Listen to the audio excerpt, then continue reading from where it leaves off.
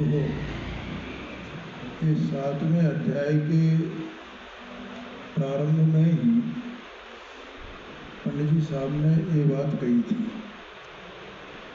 कि अब जो जीव जैनी हैं, जिन आज्ञा को मानते हैं, उनके भी मिथ्यात्व रहता है। तो पहले निश्चयभाषी का स्वरूप क्या है, वो मन उसको मिथ्यात्व क्या है, तो मिथ्यात्व यहाँ 3 प्रकार से बताया। जो जैनी हैं, जिन आज्ञा को मानने वाले हैं, उनके मिथ्यात्व रहता है। मिथ्यात्व मूल रूप में एक ही प्रकार का है, लेकिन अपेक्षाओं से वो 3 प्रकार का बताया। ठीक है, 3 प्रकार का किस प्रकार से बताया कि देखो, इसमें एक लाइन आई थी, जिन मत में 2 नए कहे हैं, ऐसा आया था ना। जिन मत में 2 नए कहे हैं, एक निश्चय में और एक व्यवहार में। तो मोक्ष मार्ग संबंधी बातें जो हैं, उनमें ये 2 नए लागू होते हैं, निश्चय में और व्यवहार में। अब निश्चय में और व्यवहार में माने कि निश्चय में का सम्यक दर्शन, सम्यक ज्ञान, सम्यक क्या, मोक्ष मार्ग है ना। तो ऐसा होता है कि जब जीव को सम्यक दर्शन ज्ञान चारित्र होता है, तो उसके साथ में व्यवहार जो और कुछ भी जो होता है, वो व्यवहार सम्यक दर्शन, सम्यक ज्ञान, सम्यक चारित्र कहलाता है। तो व्यवहार सम्यक दर्शन, सम्यक ज्ञान, सम्यक चारित्र क्या कहलाएगा, और निश्चय सम्यक दर्शन ज्ञान चारित्र क्या है। ये दोनों सापेक्ष भाव है ना। एक को निश्चय कहा और दूसरे को, और ये दोनों भाव सहचारी होते हैं, साथ साथ चलते हैं। ठीक है। तो अब जैसे मैंने कल परसों बताया था, निश्चय सम्यक दर्शन क्या है और व्यवहार सम्यक दर्शन क्या है। ये निश्चय सम्यक दर्शन तो अपना जो चैतन्य स्वभाव, उसमें अपनापन हो जाना, अहमपना आ जाना, ये मैं हूं, इसका नाम निश्चय सम्यक दर्शन है। और उसमें अहमपना आ जाना माने अभी तक जो पर्याय में अहमपना था, उसका छूट जाना, उसका नाश हो जाना, उसका अभाव हो जाना। क्योंकि इधर अहम होगा तो दूसरी जगह से अहम छूटेगा ना। तो पहले कहाँ था वो अहम, पर्याय। तो पर्याय में से छूट करके कहाँ आएगा, अपनी वस्तु में, अपने द्रव्य में है, अपना ज्ञान स्वभाव, ज्ञायक स्वभाव उसमें आएगा। तो ये तो हुआ निश्चय सम्यक दर्शन। और इसके साथ में व्यवहार सम्यक दर्शन क्या कहा जाएगा कि 7 तत्व का श्रद्धान, वो व्यवहार सम्यक दर्शन है। स्वपर का श्रद्धान, वो व्यवहार सम्यक दर्शन है। देवगुरु धर्म का श्रद्धान, वो व्यवहार सम्यक दर्शन है। ठीक है। तो ये व्यवहार का ये सम्यक दर्शन, इस प्रकार के जीव के लक्षण और अंदर में स्वभाव में अहमपना, ये दोनों सहचारी है ना, साथ साथ चलते हैं ना, इसलिए उनको सहचारी कहा। अब इससे क्या अर्थ निकला कि एक तो ये सम्यक दर्शन और दूसरा वो सम्यक दर्शन, एक निश्चय का सम्यक दर्शन, एक व्यवहार का सम्यक दर्शन। अब जो मिथ्या दृष्टि है, उसकी समझ में ये बात अन्य प्रकार से आती है। अन्य प्रकार से कैसे आती है कि कोई तो ऐसा मिथ्या दृष्टि है, जैनी है, जिनागम की आज्ञा मानने वाला है, तो उसके संबंध में समझ में ये आता है कि 2 प्रकार के सम्यक दर्शन होते हैं। तो ये अगर 7 तत्व का श्रद्धान कर लिया जाए, देवगुरु शास्त्र का श्रद्धान कर लिया जाए, और सात तत्व का भी श्रद्धान नहीं हो, देवशास्त्र गुरु का श्रद्धान कर लिया जाए कि हमारे तो देवशास्त्र गुरु हैं और ये अन्य दूसरे देवशास्त्र गुरु हैं, ये हमारे नहीं हैं, तो इसको सम्यक दर्शन कह नहीं है ना। वो ऐसा मानने लगता है कि इसको सम्यक दर्शन कहा ना।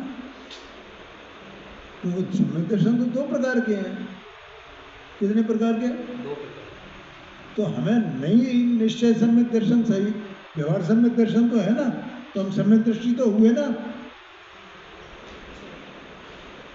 अथवा हम सात तत्व का श्रद्धान कर लें तो हमारे सम्यक दर्शन हो जाएगा ना। हमारे निश्चय सम्यक दर्शन नहीं हुआ, पर व्यवहार सम्यक दर्शन, वो भी तो सम्यक दर्शन है भाई। तो उससे हम जो है क्या हो जाएंगे, सम्यक दृष्टि हो जाएंगे ना। अब हम तो सम्यक दृष्टि है साहब, जैसे कि सात तत्व का श्रद्धान है, सात तत्व का श्रद्धान। तो बोलो वो सम्यक दृष्टि है कि मिथ्या दृष्टि है? एवं तो ऐसे जीवों को पंडित साहब ने, जो जैनी हैं, जिन आज्ञा को मानने वाले हैं, तो उनके मिथ्या दर्शन में मिथ्यात्व रहता है, वे मिथ्या दृष्टि हैं। इसका मतलब क्यों मिथ्या दृष्टि है? क्योंकि व्यवहार नय से जिसको सम्यक दर्शन कहा गया, सम्यक ज्ञान कहा गया, सम्यक चारित्र कहा गया, जो वास्तव में सम्यक दर्शन ज्ञान चारित्र नहीं है, उसको उन्होंने सम्यक दर्शन, सम्यक ज्ञान, सम्यक चारित्र मान लिया और उसको अंगीकार भी कर लिया। उसका पालन भी वे करते हैं। अंगीकार का माने पालन करना, पालन भी करने लगे। हाँ, पालन करते हैं। कैसे पालन करते? भैया सात तत्व का श्रद्धान करना, सात तत्व का श्रद्धान करना। और बताएं कैसे पालन करते हैं? कि सम्यक दर्शन के 8 अंग होते हैं। तो अब मैं तो सम्यक दृष्टि हूँ, तो मुझे उस 8 अंगों का पालन करना चाहिए। निशंकित अंग माने कि मुझे शंका नहीं करनी चाहिए। ये तो भगवान ने कहा है ना, तो मुझे शंका क्यों करनी चाहिए? अब कोई कहे भैया इसको तुम ये देखो कि इसमें सही लिखा है क्या नहीं लिखा है, कि हमें क्या करना है, तो भगवान की बात है। भगवान ने जो कहते हैं उसमें शंका, हमारा सम्यक दर्शन बिगड़ जाएगा ना। सम्यक दर्शन कैसे रहेगा अगर हम शंका करें? खुद का कोई पुरुषार्थ नहीं दिया और भगवान ने बोल दिया और वही है, प्रमाण नहीं दिया। ऐसे वे 8 अंग का पालन करते हैं। किसी चीज की इच्छा नहीं करना भैया, किसी चीज की इच्छा नहीं करना, निर्वांछपना, किसी से वो नहीं करना, घृणा नहीं करना। ऐसे उन अंगों का पालन करते हैं। अमूढ़ दृष्टि, उपगूहन, वात्सल्य, प्रभावना, इन सब का ये प्रभावना करते रहना भैया। ये वात्सल्य रखना, सबके प्रति वात्सल्य रखना, नहीं तो सम्यक दर्शन बिगड़ जाएगा। इससे तो सम्यक दर्शन रहेगा। तो इस प्रकार से वो वे मिथ्या दृष्टि है। और दूसरा कि वो निश्चय से, ये निश्चय सम्यक दर्शन, ये भी सम्यक दर्शन होता है। तो मैं तो मान लिया मैं तो शुद्धात्मा हूँ भैया, मैं शुद्धात्मा हूँ, बाकी ये राग वाग सब ये मेरे है ही नहीं। तो आत्मा तो रागादिक से भिन्न है ना, रागादिक आत्मा के है ही नहीं ना। आत्मा तो अकेला एक जानने वाला तत्व है ना, तो मैं तो अकेला जानने वाला तत्व हूँ, मुझे तो श्रद्धान हो गया है और मैं सम्यक दृष्टि हो गया। ये रागादिक वगैरह ये मेरे नहीं है, मैं करता ही नहीं, ये तो सब पुद्गल के हैं। ये सब किसके हैं? ये पुद्गल के। समय सार में लिखा हुआ 75 नंबर की गाथा में, रागादिक भाव सब पुद्गल के हैं, ऐसा मानता है। और अनुभव उसको हुआ नहीं। तो दूसरा वो व्यवहार सम्यक दर्शन था, वो भी हुआ नहीं उसे, तो कुछ हुआ नहीं। मानो देवशास्त्र के प्रति उसकी कोई श्रद्धा नहीं है। सात तत्व का श्रद्धान करने की आवश्यकता ही नहीं मानता है, स्वाध्याय तक नहीं करता है, देवगुरु धर्म की विनय ही नहीं है उसको। तो वो तो मानता है मैं सम्यक दृष्टि हूँ, बस मैं तो ज्ञायक हूँ, मैं तो ज्ञायक हूँ, मैं तो शुद्धात्मा हूँ, मैं शुद्धात्मा। आगे समझ में? तो ये 2 प्रकार के हो गई। अब तीसरे प्रकार का और बताया। तीसरे प्रकार का कौन सा है? कि वो दोनों को मानने वाला, किसी को छोड़ना नहीं चाहता। जिनमत में दो न कहे ना, तो हम किसी को नहीं छोड़ेंगे, दोनों नियमों का पालन करेंगे।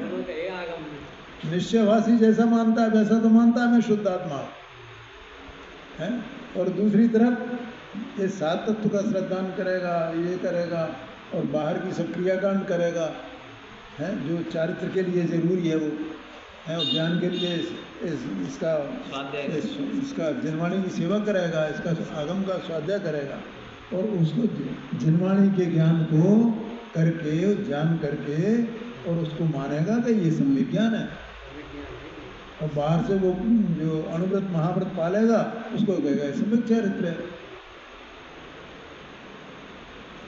आया कि नहीं आया? उसे निश्चय सम्यक दर्शन ज्ञान चारित्र इसके स्वरूप की खबर नहीं है। तो ये मानता है बस मैं तो आत्मा हूँ, मैं शुद्ध आत्मा हूँ, मैं शुद्ध आत्मा हूँ, और ये पर्याय पर्याय रागादि मुझ में है नहीं, ये तो पर्याय में रहते हैं, पर्याय तो अलग है और मैं शुद्ध आत्मा अलग हूँ, ऐसा मानता है। तो इस प्रकार से यहाँ ये तीसरे प्रकार का, दो प्रकार का पहले हो गया, अब ये तीसरे प्रकार का चल रहा है, ठीक है। तो इसमें क्या कहा पंडित साहब ने कि मोक्ष मार्ग दो नहीं है। ये बात बहुत गंभीर है,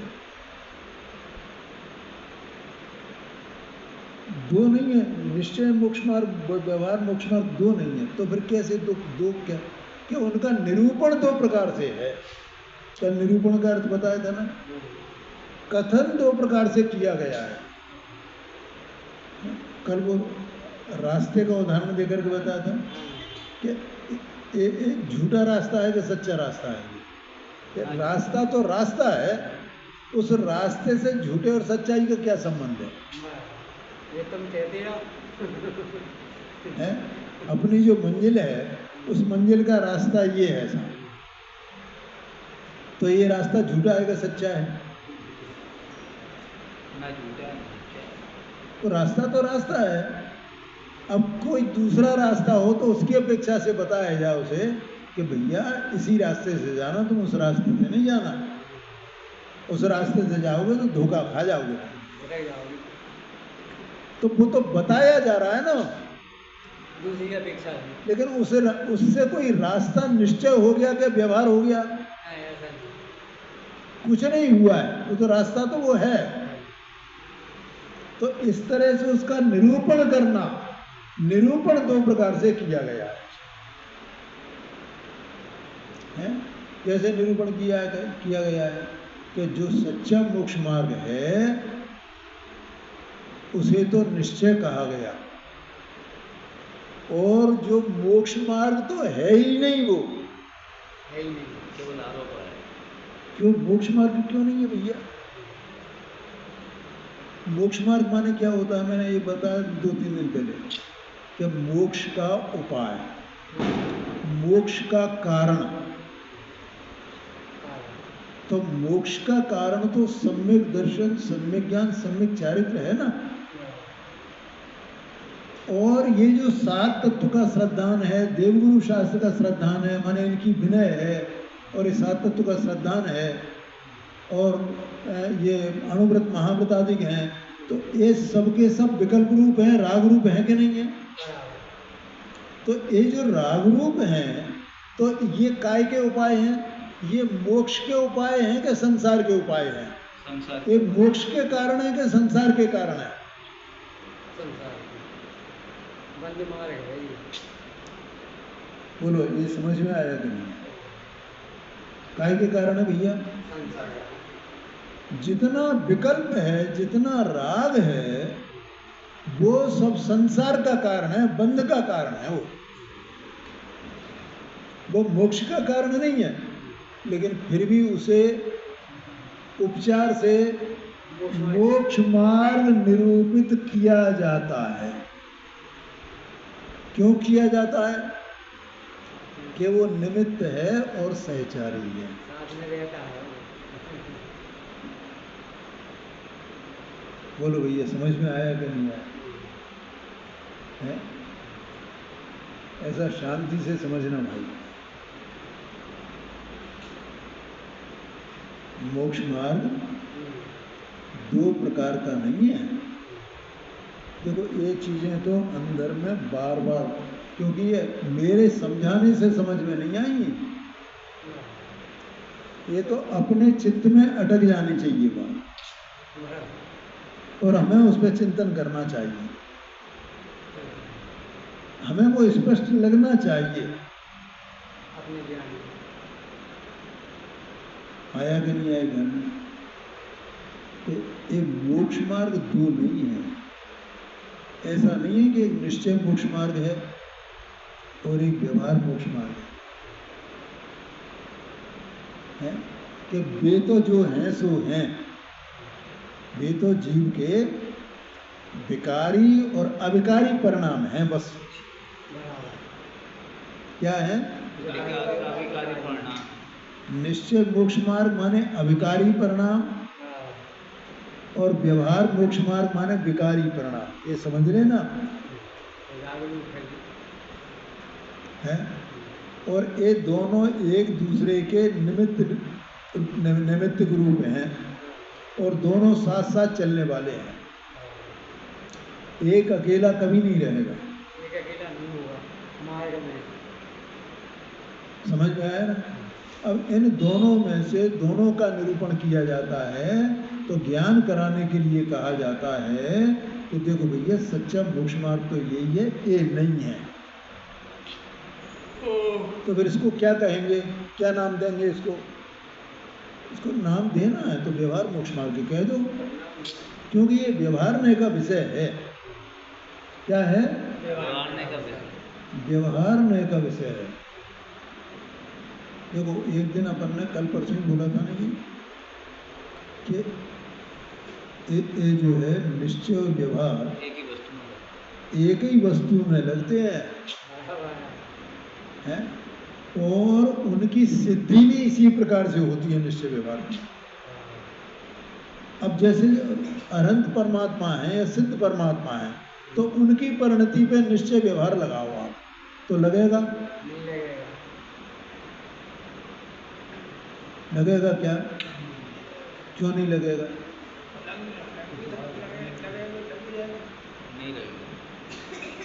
नहीं लगेगा। क्यों नहीं लगेगा? कि उनको तो साध्य की प्राप्ति हो गई ना। ये तो साधक अवस्था जब तक है तब तक वो सहचारी है ना, और वो भी जीव का, अभी बताया जीव का ही परिणाम है ना। आया कि नहीं आएगा? जीव का ही कार्य है ना, और वहां वो रहा नहीं ना। अब किसको निश्चय है, किसको व्यवहार का है? अब एक ही भाव रह गया है ना, है? वो तो निर्विकल्प दशा है, निर्विकारी दशा है, साधी अनंत काल के लिए। अब उसमें दो भाव के मन, दो बातें कैसे होंगी? एक ये निश्चय है, अब निश्चय कहोगे तो फिर व्यवहार बताओ ना। तो उसकी अपेक्षा से कहा जाता है। आया समझ में? तो अब यहाँ क्या कह रहे हैं देखो, कि सच्चा निरूपण सो निश्चय और उपचार निरूपण सो व्यवहार। ये यहाँ तक आ गए थे ना अपन कल। इसलिए निरूपण अपेक्षा दो प्रकार मोक्ष मार्ग जानना। ये मोक्ष मार्ग जो दो प्रकार का कहा जाता है वो केवल निरूपण के लिए है, बताने के लिए है, दो है नहीं। मोक्ष मार्ग तो एक ही होगा, दो कैसे होंगे? किंतु एक निश्चय मोक्ष मार्ग है, एक व्यवहार मोक्ष मार्ग है। इस प्रकार दो मोक्ष मार्ग मानना मिथ्या है। आगे समझ में? और यहाँ ये भी समझ लेना, ये यहाँ पे जो कहा है, आज सुबह भी मैंने बताया था कि निमित्त है और सहचारी है। तो निमित्त और सहचारी ये दोनों एक साथ ही होंगे कि अलग अलग होंगे? एक ही साथ होंगे, एक ही काल में है। एक नहीं होगा तो कहाँ बनेगा? दोनों ही होंगे तो वे निश्चय व्यवहार हैं। आया कि नहीं आया? ऐसा नहीं है कि भैया ठीक है हमें अब ये निमित्त का है ना, निमित्त का है ना, तो ये निमित्त को हम पकड़ के बैठ जाए ना तो ये व्यवहार हो गया ना हमारा। हमने इस सात तत्व का श्रद्धान इसको निमित्त कहा तो हमने सात तत्व का श्रद्धान कर लिया। देवगुरु धर्म का श्रद्धान वो निमित्त कहा तो हम उसका श्रद्धान कर लिया। आगम का पठन पाठन ये हमने कर लिया, इसको व्यवहार सम्यक ज्ञान कहा गया है ना, ये निमित्त है ना, तो हमने इसको कर लिया। ठीक है, तो इससे वो हो जाएगा ना, क्योंकि ये निमित्त है ना, इससे वो निश्चय हो जाएगा ना। ए वाह भैया, ख्याल में आया क्या कहा? उससे नहीं होने वाला है। एक गुरुदेव जी की भाषा में कहें, व्यवहार करते करते निश्चय नहीं होता है। निमित्त को पकड़ करके बैठने से निश्चय सम्यक दर्शन ज्ञान चारित्र नहीं होने वाला। ये कहते हैं भैया, समझ में आया कि नहीं आया? बहुत मतलब गंभीर मामला है ये, इतना हल्का फुल्का नहीं है कि हाँ हमने तो जान लिया हो गया साहब, हो गया। अब देखो इसके आगे अपन चलते हैं। ठीक है, ये निमित्त की बात बीच में मैं बतानी थी। तथा ये तो एक पॉइंट हो गया कि दो मोक्ष मार्ग नहीं है, उनका निरूपण दो प्रकार से। ठीक है भैया, एक सिद्धांत ये हो गया। अब यहां कहते हैं तथा निश्चय व्यवहार दोनों को उपादेय मानता है। कौन? ये उसके जो गुण है ना, विशेषता है। गुण माने हैं तो वे दोष है, उसके ये गुण हो गए ना। नहीं, ये भी करने होगी भाई। देखो दोनों बराबर के हैं, किसी को कम नहीं समझना है। हाँ, निश्चय व्यवहार दोनों को उपादेय मानता है, माने निश्चय मोक्ष मार्ग वो भी उपादेय है और व्यवहार मोक्ष मार्ग वो भी उपादेय है। वो भी करने योग्य है और वो भी करने योग्य है, दोनों बराबर के, कोई कम नहीं है। वह भी ब्रह्म है। क्यों ब्रह्म है? क्योंकि निश्चय व्यवहार का स्वरूप तो परस्पर विरोध सहित है। क्या कहा? निश्चय नय का स्वरूप, निश्चय व्यवहार माने निश्चय नय का स्वरूप और व्यवहार नय का स्वरूप, दोनों का स्वरूप आपस में विरोध रूप है। देखो पहले एक कथन आया था कि इस प्रकार अंगीकार करने में तो दोनों नयों के परस्पर विरोध आता है। क्या आया था ना? वो बात अलग है और ये बात अलग है। यहाँ क्या बात है? यहाँ ये बात है कि निश्चय का स्वरूप और व्यवहार का स्वरूप है, उन दोनों के स्वरूप में ही परस्पर विरोध है। अगर विरोध नहीं होता तो फिर भाई दो नाम के एक ही नए होता ना, फिर अगर विरोध नहीं होता तो नाम अलग अलग है, नए तो एक ही होता ना। लेकिन दोनों में परस्पर विरोध है। आया समझ में? और पहले जो बात आई थी, यद्यपि इस प्रकार अंगीकार करने में, माने जिस प्रकार से वो उनको मानता है, पालन करता है, तो जैसे वो पालन करता है उनका निश्चय का भी पालन करना, व्यवहार नय का भी पालन करना, तो लेकिन ये निश्चय नय और व्यवहार नय का ऐसा स्वरूप नहीं है पालन करने वाला। वो निश्चय का वैसा स्वरूप नहीं है, ना ऐसा व्यवहार का स्वरूप है। निश्चय नय और व्यवहार नय, नय माने जानना, नय माने ज्ञान होता है वास्तव में। देखो नय जो है ना, दो प्रकार से, एक ज्ञानात्मक और एक वचनात्मक। ठीक है? नए कितने प्रकार के? दो प्रकार। अब यहाँ निश्चय में व्यवहार नए की बात नहीं है, एक सामान्य नए के नए का स्वरूप है। ज्ञानात्मक माने जानने वाला, ठीक है, और वचनात्मक माने कहने वाला, बताने वाला। अब बताएगा कौन के? जो जानेगा।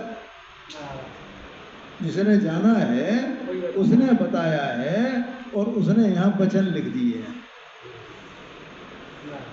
तो वहां जब नए आएंगे उसमें तो वे वचनात्मक है, या मुंह से कहे जाए उस समय वचनात्मक है। तो भैया देखो देखो ये निश्चय की बात है, देखो देखो ये व्यवहार की बात है, ठीक है। तो वे ज्ञानात्मक और वचनात्मक, इन्हीं को कहते हैं भावनय और द्रव्यनय।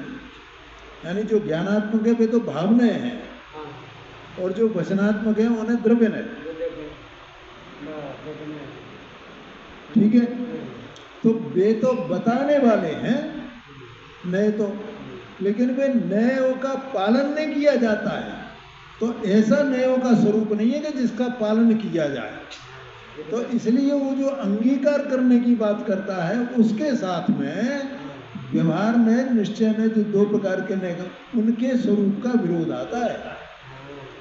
स्वरूप को बताते हैं, वो बात वहां थी, पालन नहीं किया जाता। और यहाँ क्या है? यहाँ दोनों का परस्पर, जो निश्चय नय और व्यवहार नय है, वे आपस में एक दूसरे के विरोध स्वरूप हैं। कैसे विरोध स्वरूप है? कि निश्चय नय का जो विषय है वो व्यवहार नय का विषय नहीं है, और जो व्यवहार नय का विषय है वो निश्चय नय का विषय नहीं है, ठीक है। क्योंकि जो व्यवहार नय कहता है तो निश्चय नय कहता है ये असत्यार्थ है, ये झूठा है, ऐसा है नहीं, ये झूठा है। निश्चय नहीं कहता है। क्या कहा है? बोलो भैया, ओम प्रकाश जी, समझ में आ रहा है कि नहीं? ये बार भैया समझ में आया? नहीं आया? निश्चय में जो कहेगा और व्यवहार में कहेगा, तो जो व्यवहार में कहेगा तो निश्चय ने क्या कहता है उसको? ऐसा नहीं है भैया, ऐसा नहीं है। एक बात समय सारथी शास्त्र में अमृत चंद्राचार्य स्वामी ने 20 कलशों के द्वारा कही है। 20 कलशों के द्वारा कर्ता कर्म अधिकार में 20 कलश लिखे हैं। एक ने ऐसा कहता है, दूसरा ने कहता है ऐसा नहीं है। एक ने ऐसा कहता है, दूसरा ने कहता है ऐसा नहीं है। यही लिखा है उन्होंने। अब क्या क्या कहता है वो? 20 बातें कही है वहां। तो देखो कैसा निश्चय ने और व्यवहार का कैसा स्वरूप बताया। तो है ना, दोनों में आपस में एक दूसरे के एंटी है ना। क्या जो व्यवहार ने कहता वो निश्चय मानता नहीं, भैया इसके चक्कर में नहीं पड़ना, इसलिए वो विरोध स्वरूप है। बोलो समझ में आया कि नहीं आया? अब इसका उदाहरण दें। देखो ये जो जीव है, तो जीव को बोला जाता है जीव एक इंद्रिय है, जीव दो इंद्रिय, जो 3 इंद्रिय, 4 इंद्रिय, 5 इंद्रिय, संगी पंचेंद्रिय। तो एक कौन से नए का कथन है? किसने बोला? हाँ, व्यवहार में, ठीक है। और निश्चय ने क्या कहेगा? जीव एक इंद्रिय, 2 इंद्रिय, 3 इंद्रिय जीव है। ये जीव का ये स्वरूप है क्या? ये नहीं है, जीव का ये स्वरूप नहीं है। जीव का क्या स्वरूप? जीव तो ज्ञान स्वरूप है, ज्ञान मात्र है, एक ही रूप है वो तो। जो व्यवहार में कहता झूठा है, झूठा है, झूठा है, झूठा है क्या ये? अच्छा, ये जो जीव है देखो इसमें इसमें आएगा अभी 12 नंबर की गाथा, 11 नंबर की गाथा है, उसका अंश है इसमें। दूसरा, ए जीव मिथ्या दृष्टि है, ए जीव सम्यक दृष्टि है, ये प्रमत्त है, ये अप्रमत्त है, ये श्रावक है, ये मुनि है, ये सब जीव की दशाएं है ना, है? और ये 13वें गुण स्थान बढ़ती है, ये 14वें गुण स्थान बढ़ती है, ये 12वें गुण स्थान बढ़ती है, ऐसा जो कहा जाता है। ये सबके सब व्यवहार नय के कथन है। निश्चय ने क्या कहेगा, ये सब झूठ बोल रहा है, ये ऐसा है ही नहीं जीव। ये जीव तो गुणस्थानातीत है, आया कि नहीं है? समय सारथी शास्त्र में 50 नंबर की गाथा से लेकर के 55 नंबर तक की 6 गाथाएं एक साथ आई हैं। उन 6 गाथाओं में 29 बातें कही गई हैं और वे सबकी सब व्यवहार नहीं की हैं, और निश्चय ने उनका निषेध करता है। 29 पॉइंट है उन 6 गाथाओं में, वो सब व्यवहार नहीं का कथन है पूरा का। ये जीव देह वाला है, कर्म वाला है, नुकर्म वाला है, राग द्वेष वाला है, ये सब काय के कथन है, सब व्यवहार नहीं के कथन है। तो जीव तो एक स्वभाव, एक स्वभाव, एक स्वभाव, एक स्वभाव, एक स्वभाव, वही जीव है ना, वो निश्चय नहीं कहेगा। इस तरह दोनों के स्वरूप में आपस में विरोध है। तब जब दोनों के स्वरूप में आपस में विरोध है, तो दोनों नए उपादेय कैसे हो सकते हैं? कैसे उपादेय हो सकते हैं? उपादेय का मतलब क्या है? ये भी सच्चा है और ये भी सच्चा है। उपादेय तो भाई ये कहीं होगा क्या भैया? ये सब हम व्यवहार में को सच्चा नहीं माने। अगर सच्चा नहीं है तो फिर वो उसकी एंट्री कैसे है यहाँ भाई हमारे दर्शन में, जैन दर्शन में?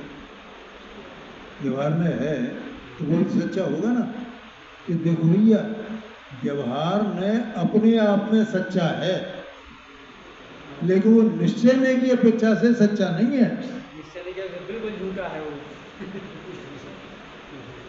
ठीक है, एक बात। दूसरी बात, अब जब सच्चा है अपनी अपेक्षा से, तो उपादेय तो हुआ कि नहीं हुआ? कि नहीं हुआ। क्यों नहीं हुआ? इसलिए नहीं हुआ कि हम उसे निश्चय नहीं की टक्कर का नहीं मान सकते हैं।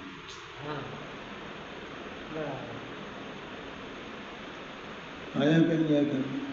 कि निश्चय नहीं का विषय क्या होता है? कि निश्चय नहीं ये कहता है कि आत्मा तो ज्ञात भाव मात्र है, तो हम अगर उसको आत्मा की ज्ञात भाव मात्र की ही श्रद्धा करेंगे तो ही हमें सम्यक दर्शन ज्ञान चारित्र प्रकट होगा, और वैसे ही हम उसकी भी श्रद्धा करते रहें है कि जीव एक इंद्रिय है, 2 इंद्रिय है, 3 इंद्रिय है, ऐसे तो उससे सम्यक दर्शन ज्ञान चारित्र प्रकट हो जाएगा क्या? कि नहीं होएगा। इसका मतलब ये है कि दोनों उपादेय नहीं है। बोलो कोई प्रश्न हो तो पूछ लेना, चिंता नहीं करना।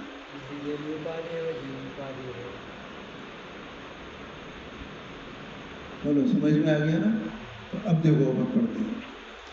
निश्चय व्यवहार दोनों को उपादेय मानता है, बहुत गंभीर बात है?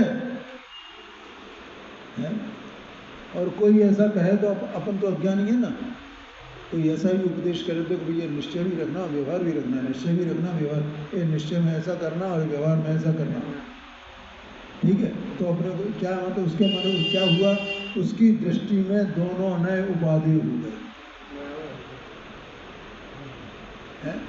मैं पूछता हूँ, जो भेद विज्ञान किया जाता है ना, भेद विज्ञान, तो ये किसके बीच में किया जाता है? कि व्यवहार नय का और निश्चय नय का जो विषय है उसके बीच में भेद विज्ञान किया जाता है। अगर दोनों ही उपादेय मान लिए तो भेद विज्ञान कैसे होगा? मुझे ये बता देना जरा। दोनों उपादेय बनाए क्या नहीं आए घर में? उसी से भेद ज्ञान करना है? जिसको हमें छोड़ना है, जिससे भेद ज्ञान भिन्नता जाननी है और अपनी अभिन्नता जाननी है, उससे भिन्न होकर के, तो वो अगर दोनों को उपादेय मानेंगे तो वो हम भेद ज्ञान कैसे करेंगे? हमारे भेद ज्ञान सिद्धि हो सकती है? नहीं हो सकती है। कोई भले ही ये भेद ज्ञान ऐसे शब्दों का उपयोग करे और दोनों को बराबर का मान है, उपादेय मान है कि नहीं भैया, निश्चय भी उपादेय है, व्यवहार भी उपादेय है। तो वो जानता है वेद विज्ञान को, केवल शब्दों में कहता है वो शास्त्र में से शब्दों को सीख लेना और उनकी बात करना अलग बात है भैया, है उन पर थोड़ा गंभीरता से विचार करके कि भैया ये यहाँ इसको पढ़ो तो सही, यहाँ दोनों को उपादेय मानना भ्रम है, भ्रांति है,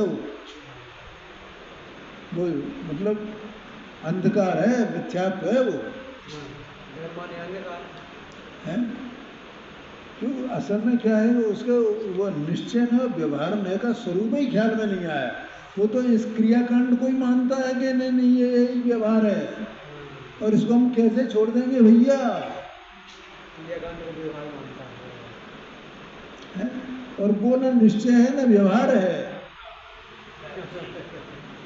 बात तो यही है कि उसने नया का स्वरूप नहीं समझा, क्रियाकांड को समझा, न व्यवहार को समझा। बोलो समझ में आया कि क्या कहा? वो जो क्रिया है वो क्रिया न निश्चय है न व्यवहार है भाई, उसमें तो उस पर अगर आप लागू करें ना तो दोनों लागू हो जाएंगे। क्रिया पे निश्चय और व्यवहार दोनों लागू हो जाएंगे, दोनों लागू हो जाएंगे। निश्चय से पुद्गल की है, व्यवहार से जीव की कही जा रही है, और क्रिया तो क्रिया है। बोलो क्रिया का क्रिया है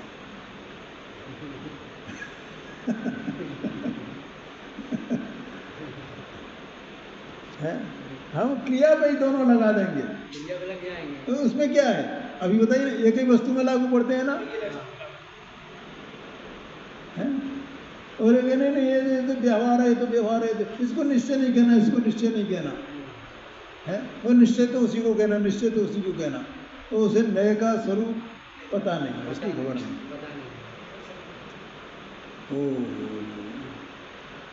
हाँ ऐसे गच्चे हैं, मतलब कैसे घटाते हैं समझ नहीं आ रही है, कैसे निश्चय व्यवहार घटाते हैं वस्तु को। हाँ ये बात है, फंस जाती है। देखो क्योंकि निश्चय व्यवहार का स्वरूप तो परस्पर विरोध सहित है, कारण कि समय सार में ऐसा कहा है, व्यवहारो भूवत्थो भूदत्थो देशोण शुद्धनो। अर्थ कहते हैं यहाँ पे व्यवहार अभूतार्थ है। क्या मतलब? और माने सत्य स्वरूप का निरूपण नहीं करता, बस सत्य स्वरूप का निरूपण नहीं करता। अब अभी बोला ना, ये जो बाहर की ये क्रिया है ये निश्चय से पुद्गल की है, व्यवहार से जीव की कही जाती है, ठीक है ना? तो ये जीव की है क्या? वो व्यवहार से कही जा रही है, इसका मतलब वो सत्य स्वरूप का निरूपण नहीं कर रही है ना, नहीं कर रही है। जीव की है, जीव की है, जीव की है, जीव ने की है, जीव ने की है। किसी अपेक्षा उपचार से अन्यथा निरूपण करता है, किसी अपेक्षा से उपचार से अन्यथा निरूपण करता है। मतलब वहां कोई अपेक्षा है, कोई जरूरत है बताने की, कोई गरज है, इसके लिए वो व्यवहार में निरूपण करता है, लेकिन वो वास्तविकता का निरूपण नहीं करता है, अन्यथा निरूपण करता है। वास्तविकता का निरूपण नहीं करता। आया समझ में? तथा शुद्ध नय जो निश्चय है, शुद्ध नय कहो कि निश्चय नय कहो, ही की बात है। देखो इसको निश्चय नय को शुद्ध नय क्यों कहा? शुद्ध नय का कथन दो प्रकार से आता है, एक तो आत्मा के अनुभव के बारे में आता है, और दूसरा निश्चय नय के उसमें आता है। निश्चय नय के संदर्भ में क्यों आता है? क्योंकि व्यवहार ने मिलावट करके कहता है और निश्चय ने मिलावट करके नहीं कहता है, जिसका है उसी का कहता है, इसलिए उसे शुद्ध ने कहा। जिसका है उसी का कहता है। ये बात मिलावट की तो अशुद्ध हो गया, ये मिलावट नहीं करता है इसलिए शुद्ध रहे। तथा शुद्ध ने जो निश्चय है वह भूतार्थ है, जैसा वस्तु का स्वरूप है वैसा निरूपण करता है। बस जैसा वस्तु का स्वरूप है वैसा निरूपण करता है। ख्याल में आया कि नहीं है? इससे क्या सिद्ध होता है कि दोनों का स्वरूप परस्पर विरोध रूप है, ये सिद्ध किया है। आया समझ में? इस प्रकार इन दोनों का स्वरूप तो विरुद्धता सहित है, इन दोनों नयों का, इसलिए इन दोनों नयों को बराबर से उपादेय मानना ये भ्रम है। भैया देखो, इसका बार बार विचार करना। जब तक अपन विचार नहीं करेंगे ना, क्योंकि अपना घड़ा तो औंधा रखा हुआ है। क्या कहा? देखो, तत्वाभ्यास केवल इसका नाम नहीं है कि हमने ये शास्त्र पढ़ लिए, विचार नहीं आएंगे। हाँ जी, अभी 8-10 दिन हो गए, तब एक विद्वान से बात हुई थी। वे अपने ज़िले में, वहाँ उनका जो मंदिर है, अपना मुमुक्षुओं का ही मंदिर है, और मंदिर तो वहाँ और भी है, तो मुमुक्षुओं का मंदिर है, तो उसमें वे व्याख्यान करते हैं। तो उनसे चर्चा हो रही थी, तो वे कह रहे थे कि देखो भाई साहब, देखो पंडित जी, एक शास्त्र का जो स्वाध्याय हमारे यहाँ तो 6 महीने में हो जाता है, 6 महीने पूरा हो जाता है, तो फिर दूसरा शास्त्र बन ले लेते हैं, फिर 6 महीने में वो हो गया, फिर 6 महीने दूसरा, 6 महीने में 8 महीने में 6 महीने में 8। तो मुझे बड़ा आश्चर्य हुआ कि 6 महीने में एक शास्त्र का स्वाध्याय पूरा कैसे हो जाएगा? अपने यहाँ हो रहा है क्या? ये जुलाई में शुरू किया था अपन ने, जुलाई 2023 में, अभी कितने महीने हो गए? 11वां महीना चल रहा है? और समय सार जी को तो 2-2.5 साल हो गया है। हाँ, 2 अध्याय छोड़ दिए, उसमें से 2 अध्याय छोड़ करके 4 उधर, और ये 5वां चल रहा है उसमें। तो बोलो, इसलिए मैं कह रहा हूँ क्या करना है कि ये समझ करके फिर हमारे चित्त में ये चलता रहना चाहिए, क्योंकि हमें तो वो दोनों ही नए उपादेय लग रहे हैं, हमारे अज्ञान में वो दोनों ही नए उपादेय हैं। ये उपादेय नहीं है, ये हमारी दृष्टि में जो बैठा हुआ है ना कि नहीं ये भी करना जरूरी है, ये भी करना जरूरी है, ये निश्चय है और ये व्यवहार है, ये जो बैठा हुआ है ना, ये निकल जाना चाहिए। तो हमें ये समझना चाहिए दोनों नयों का स्वरूप परस्पर विरोध सहित कैसे है, और कैसे ये दोनों नए उपादेय नहीं हैं। भैया, हम इसको क्या डर लगता है कि अच्छा व्यवहार में को ये मान लेंगे तो जिनवाणी की अभिनय नहीं हो जाएगी? जिनवाणी में तो दोनों ही नए आए हैं ना, और व्यवहार में कोई हे मान लिया तो क्या होएगा? तो जिनवाणी की अभिनय हो जाएगी ना। अरे वो जिनवाणी कह रही है भैया कि व्यवहार में हे है, उपादेय नहीं है, और तुम उसको उपादेय मानोगे तो जिनवाणी की अभिनय है, तो अभिनय है। जिनवाणी जैसा कह रही है वैसा मानोगे तो जिनवाणी की अभिनय है। आगे चर्चा करेंगे।